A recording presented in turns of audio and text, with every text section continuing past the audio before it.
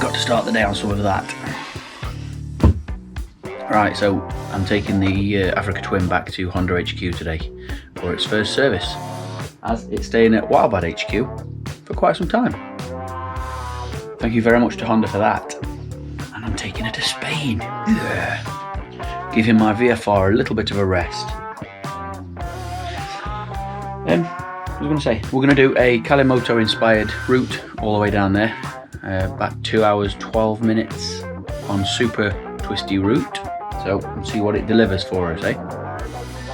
And while the intro's rolling, if you wouldn't mind, click that subscribe button and the little notification bell so you don't miss any videos.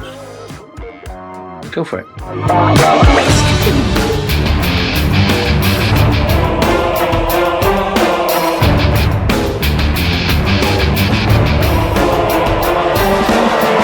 Welcome to another beautiful day here on planet Earth. It's 7:20 and it's 18 degrees already. Amazing. Love being able to put my mesh jacket on at this time in the morning. I've put my little thermal layer in just in case, but in the back I mean. But I don't think I'm going to need it. I think we're looking at temperatures up to 30 degrees this weekend.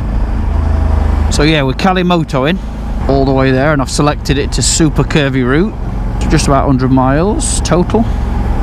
Super curvy route. And literally again, I've been riding for what, 20 minutes and it's already taking me on roads I've never been on. I love this, it's fantastic. This is the full premium app, and I have the nice folks at Calimoto did give me some codes to give away. That gives you full free access for 30 days as a tester, so if you like it, to buy the app. And honestly folks, it's mega. Those codes have now gone, but I have asked them for some more, so fingers crossed they'll give me some more, and it's a first come first serve kind of thing, but yeah, so it's a wicked app. But while I'm on the subject, Calimoto emailed me the other day to bring something to my attention. She's like, something very strange happened on our Facebook the other day. It's a German app, I believe. They've got a German-speaking group and an English-speaking group on Facebook. And someone on the English-speaking group has been causing trouble and trolling and using threatening behaviour and trying to pass himself off as me. It didn't me. Those of you, and I would hope that most of you on here that watch these videos and that watch my channel will know that I would never use threatening behaviour of any kind. But anyway, this fella's been trying to pass himself off as me, sent a picture of my face, screenshot my channel, basically saying he's a famous YouTuber. That's pushing it a bit, isn't it?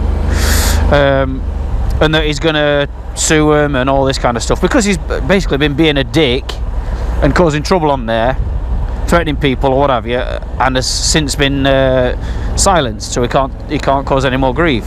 And because of that, he's now emailed Calimoto direct, threatening them with all kinds of horrible stuff. Anyway, for any folks watching, and for Calimoto, it isn't me. Please don't try and impersonate people, you turd. Anyway, off that, we'll gloss that. I'm not even going to tell you his name because it's a waste of time. That's the other thing that's bizarre. He's trying to portray himself as me. Yeah, he's got a different name. Go figure. What's that saying? Imitation is the highest form of flattery? I don't know, something along them lines. I wouldn't really call it imitation. I'd call it bloody identity theft.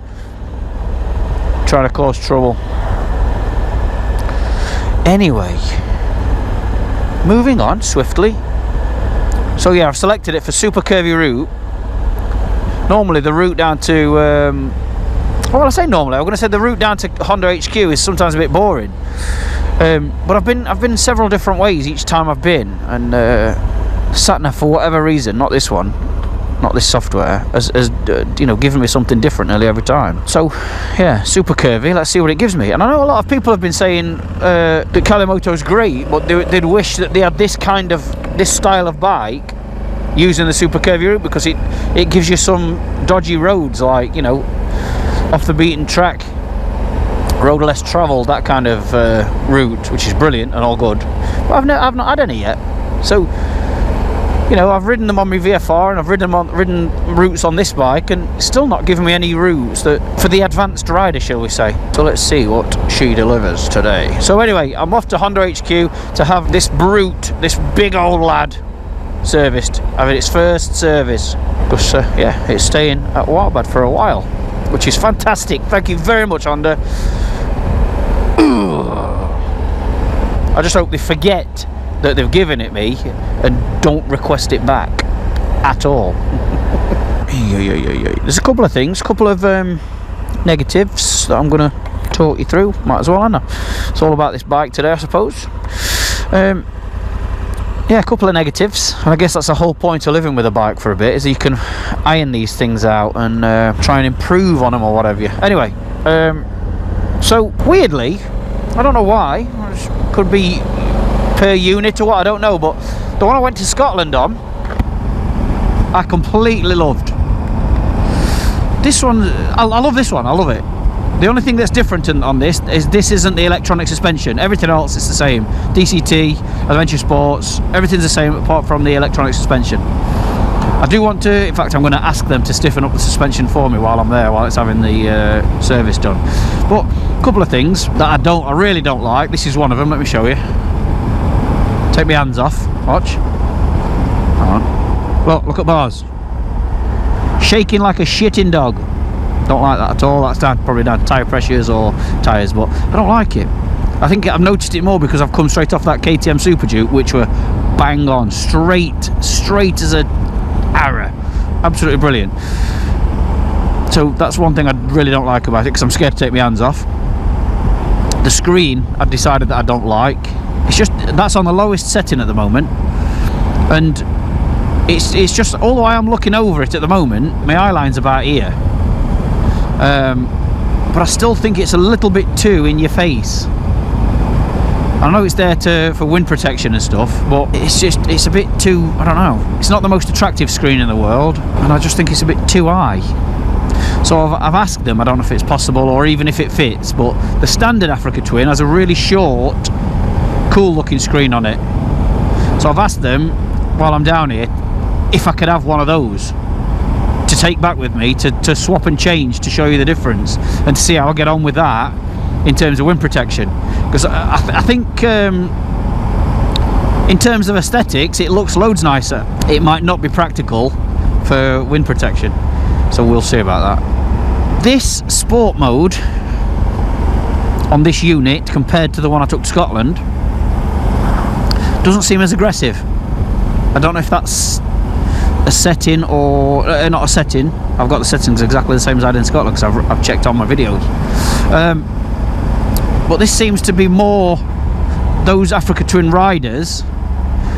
You know the massive difference between drive mode and sport mode. Massive difference. Drives very conservative and changes really quickly, and basically for economy, fuel saving, etc. And sport holds onto the gears longer, and yeah, this just seems to be a bit more conservative than I remember the other sport mode being. So I'll have to see about that.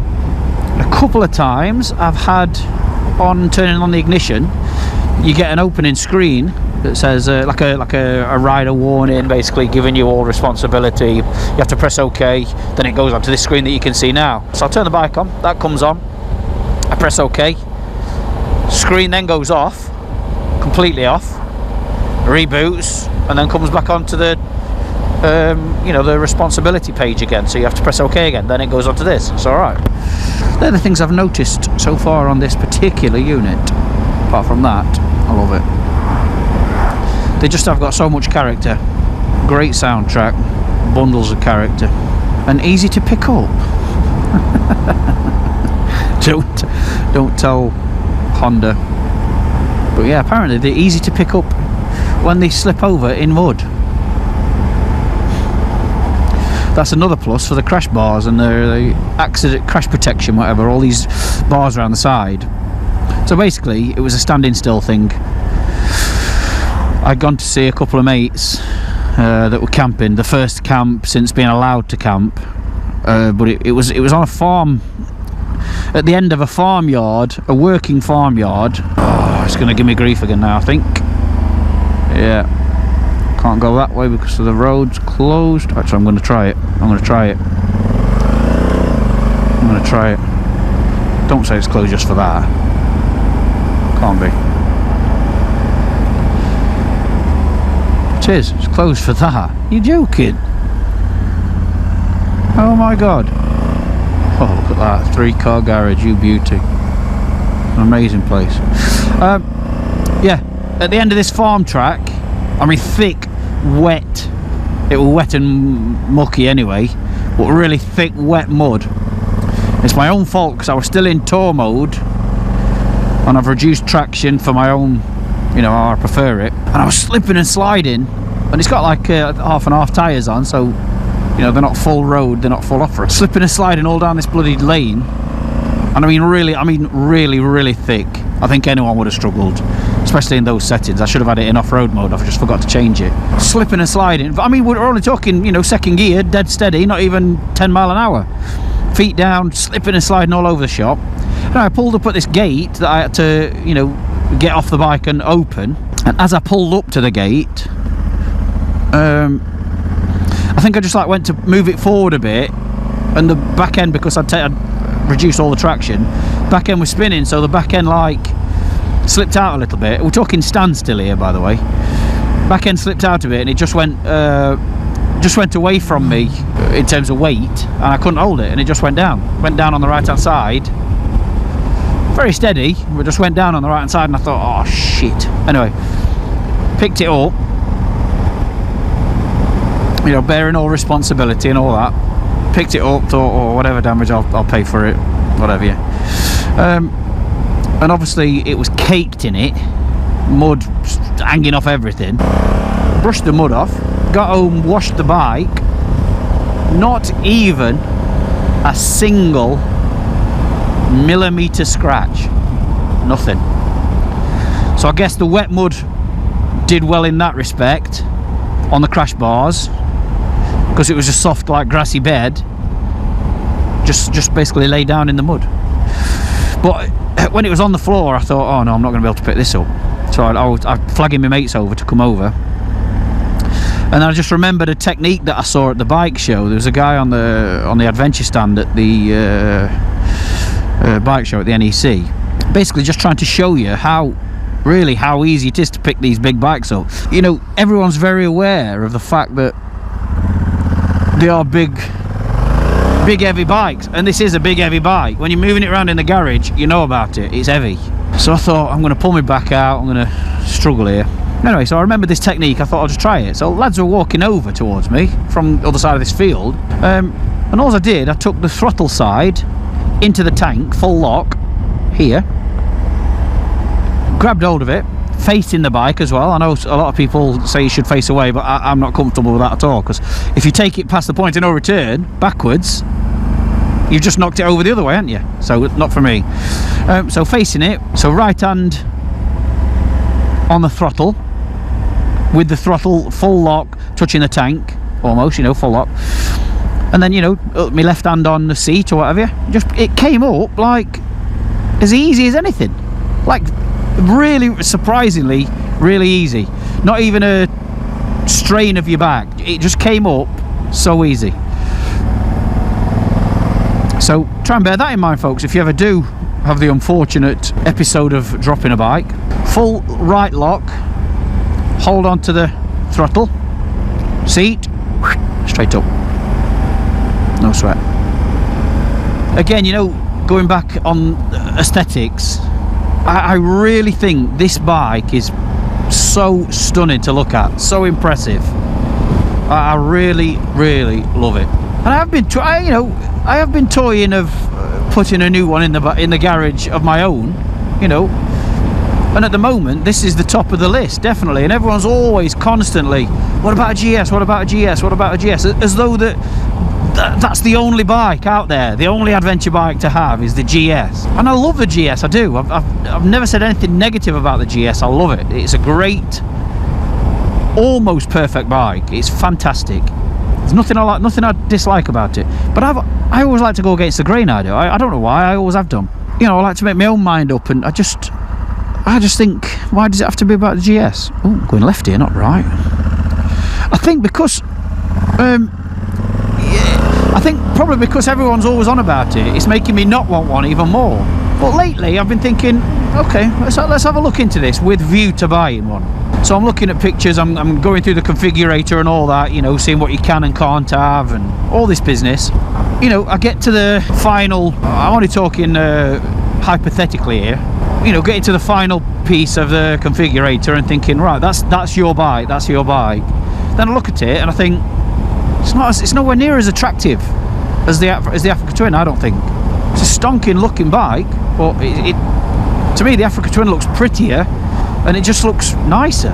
Oh, we'll come back to another negative on quality on this one, and this is exactly what I said, the same thing in Scotland, doing the Scotland series. If you've not seen that Scotland series, folks, links above my head now, go and check it out. I did early January. I decided to go all the way to the top of Scotland on a brand spanking new Africa Twin, literally brand new. I was the only person to put miles on it, and it's pretty cool actually, riding through snow and all sorts. Anyway, on that bike I was moaning about the tank bag and the tank scratching like mad, and like I say, I was the only person to ride that bike. So I have had this bike, and I'm probably only the second person to ride this one, because it only had, I think, about 250 mile on when I picked it up. And already, even picking it up, before I'd even sat on the bike, because it was delivered to my home, I thought, oh, I'll just check the tank. Took the tank bag off, and again, the tank's scratched. I'm sure you could polish it out. It's not deep scratches, just superficial scratches from friction, because the magnetic tank is sitting on the tank rather than sitting off the tank like a Givey tank lock does. But that's what I say. I think this bike should have a Givey tank lock, so it doesn't touch the tank. Because if it were my bike and I'd spent my own money on it, I would be gutted that the tank had scratched like that. So that's the other thing. I'm getting ready for the little boy's room. I've had my full cafetiere again this morning of super strong coffee. I've just also had a week from hell at home. I've had a team of plumbers in, because we've got an really old property. It needs bringing up to date. So we've had the old ancient boiler out, all the existing old pipe work. So that's floorboards up, carpets up. Ugh. New combi boiler put in, all new pipework put in, you know, new radiators all throughout, and it's been horrible. I can't stand mess. I cannot stand mess. But it's all done now, so I'm very chuffed about that. So big shout out to our very own Gaz for sorting it for me. Gaz did it. Gaz and his lads. So thank you very much, boys, for sorting us out this week. Drunk me out of coffee, ate me out of biscuits and bacon, but you all did a great job. As filthy as you were, can't stand mess. Oh yeah, well done, boys, thank you very much.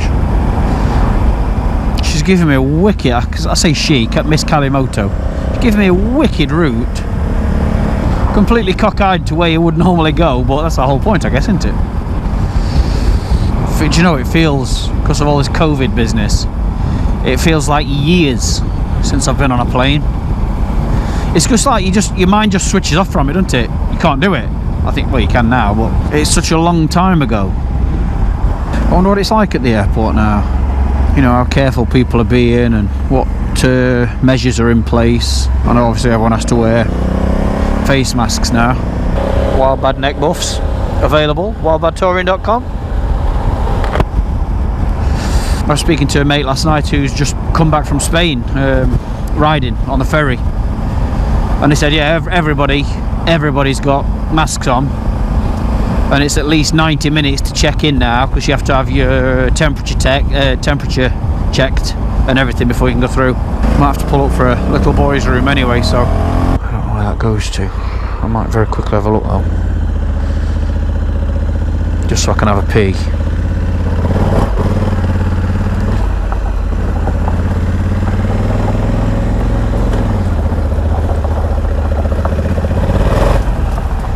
someone's oh yeah, someone's house. I can't very well stand and have a pee there, can I? I'm not going to be that cheeky person that pulls up at someone's bottom of someone's drive to have a pee. That's not very nice at all, is it? No sir, it ain't.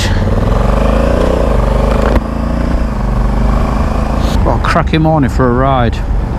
Just gone 8 o'clock, 20 past 8 and 20 degrees. This is a lovely area.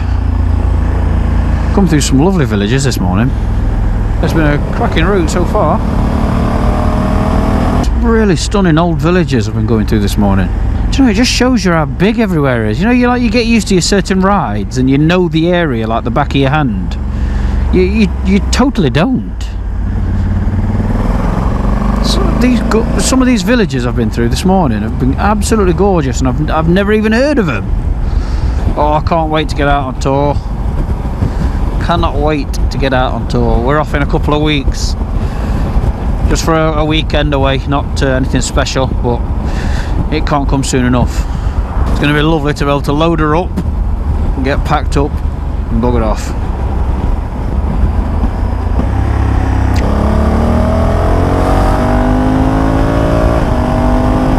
Wow, look at this place.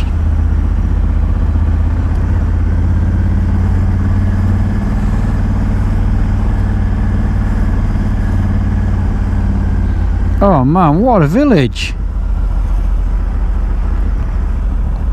Thatched cottages everywhere. Oh dear.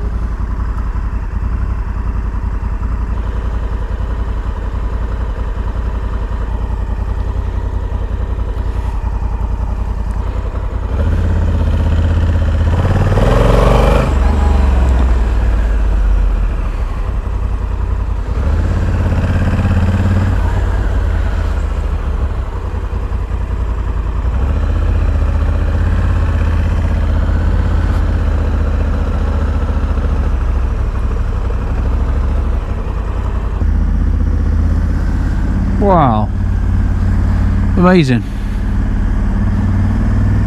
This route is as random as could be, but you know what, it's brilliant. It's given me some absolute stonking scenery.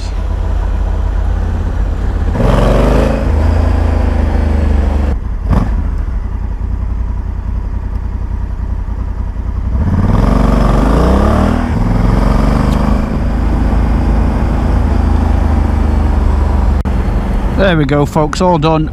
Fresh service, that's the first service done, and all ready for its next few months at Wildbad HQ.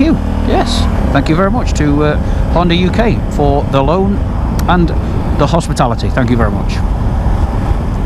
I've been sat in Wetherspoons for about 2 hours having my breakfast, and I just started to outstay my welcome, so I thought, okay, I'll go. I'll go now. Nice and quiet though. Hope you've enjoyed this little trip out. What kind of temperature are we on now then? Because it feels... See, it's only an hour and a half now to go home up the motorway.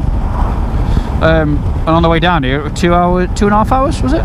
Exactly the same miles actually. 88 miles from home to here, going this super scenic route, super twisty route.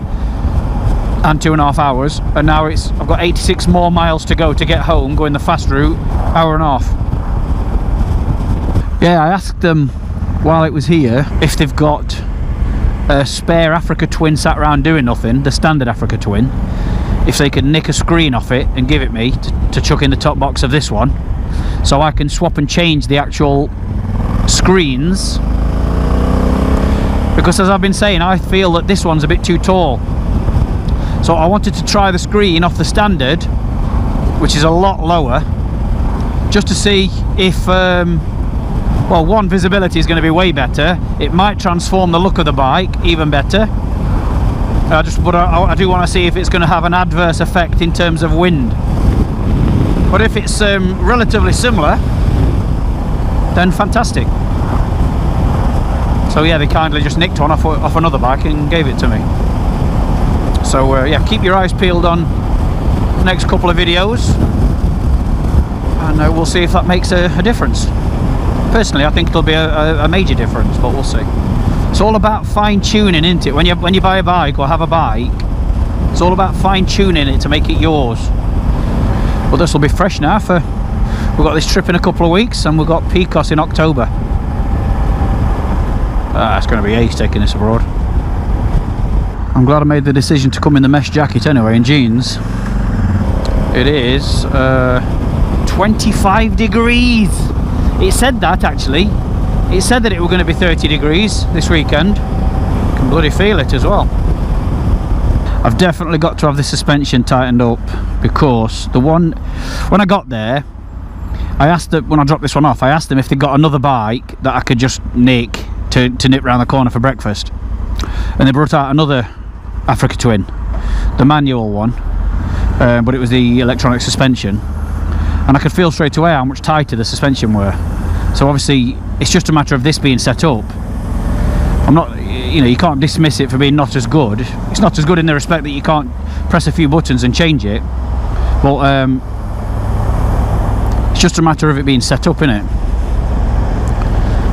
And personally, I've never interfered with suspension ever, so I think I'm going to have to give my pal Mr. Lamb Chops a call, because he likes to interfere with stuff he's not supposed to be interfering with.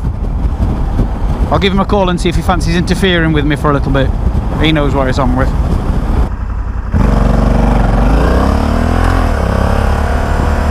"19 miles, then merge onto the M1.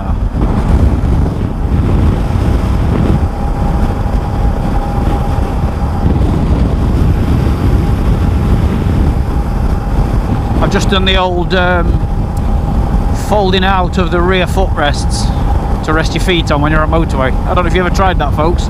Give it a shot. I do it on the VFR all the time. If you're ever on a motorway for a long slog, put your feet on the rear sets. Gives your legs a whole different position, removes fatigue. Quite a nice position and all.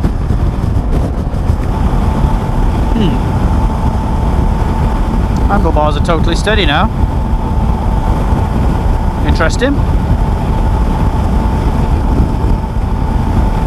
Yes, folks, if you do watch this channel and you enjoy it and you're not subscribed, I would really appreciate it if you did press that subscribe button. It takes 2 seconds to do it. Just press the button, press the subscribe button, and press the little bell at the side of it, and choose all notifications. And basically, every time I upload a video, it will ping through onto your phone straight away to say Richie Vida's uploaded a video, so you won't miss it.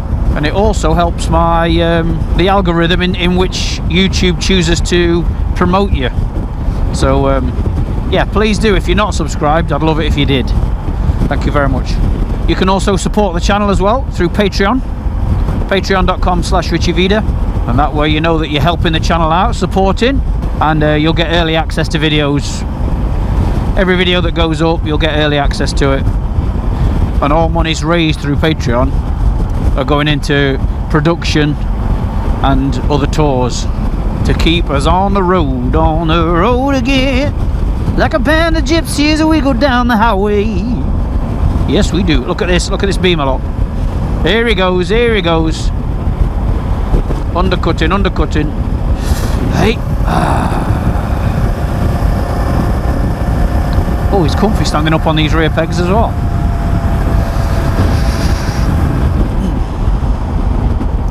Yeah, massive thanks to all those that are already over on Patreon. You guys are helping massively, thank you. 1.7 miles till we merge with the M1. M1 North.